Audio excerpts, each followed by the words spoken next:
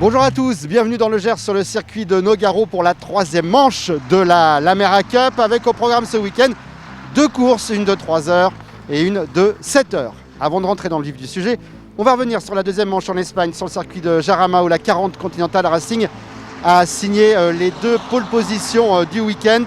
Et dans la première course d'une durée de 4 heures, on assiste à un duel entre la 62 Team Lamera et la 61 Lotto Leclerc by Asphalt. La 65 Alma Air Tremblay, la 42 ETC Racing 2 vont rester en embuscade, mais ça ne sera pas suffisant.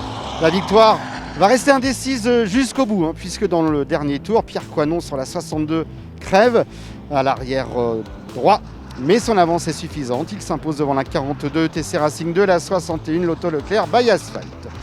La deuxième course est prévue sur 7 heures.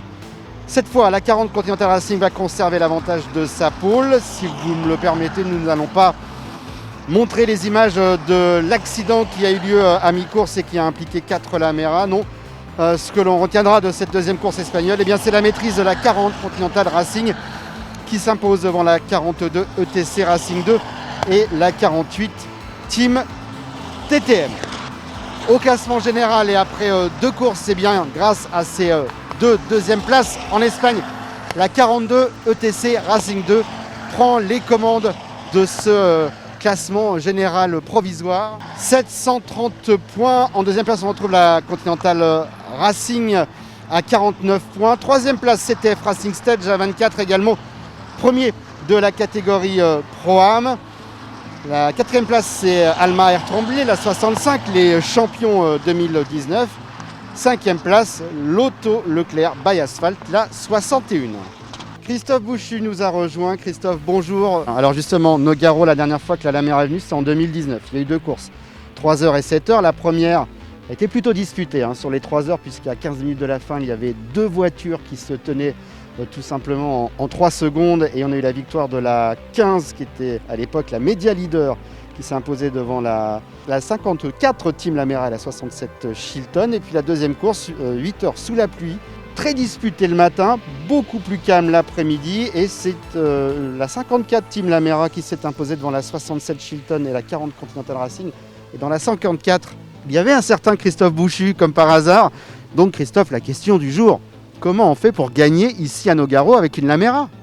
Souvent les pilotes font l'erreur de penser qu'un petit circuit n'est pas forcément ultra difficile où on peut en sortir facilement la quintessence et c'est souvent le contraire. Les petits circuits ou les circuits comme ça avec des virages, je veux dire, pas très rapides, c'est la particularité de Nogaro, il n'y a pas de courbes ultra rapides, c'est des courbes moyennes voire lentes. Ça demande beaucoup de précision dans son pilotage. Et encore plus avec cette voiture, parce que cette voiture, une des difficultés, c'est qu'un peu quand on est, comme ce sont des pneus de route, une fois qu'on est lancé dans la trajectoire, on ne peut plus vraiment en changer, On est un petit peu obligé de la suivre, contrairement à un proto où si on s'est écarté pour laisser passer une voiture ou la doubler, on arrive un petit peu à revenir sur des voitures un petit peu plus directionnelles. Là, ça reste des voitures à la fois plus faciles à piloter pour tout le monde, mais en même temps, c'est à piloter dans ce genre de circonstances, des fois c'est plus complexe. Chaque virage a sa particularité et ici il y a 2 virages qui sont vraiment très importants où on fait son temps, mais je dirais que de toute façon on peut perdre du temps dans tous les virages bien entendu, mais il y a des endroits, un peu comme sur tous les circuits c'est vrai, mais peut-être encore plus ici que beaucoup d'autres, il y a des endroits où il faut savoir faire. Merci bien Christophe, on va voir ce que vous allez faire et si vous allez conserver votre titre ce week-end et puis vous parler de débutants. Il y aura une belle histoire qu'on va vous raconter également pendant ce week-end.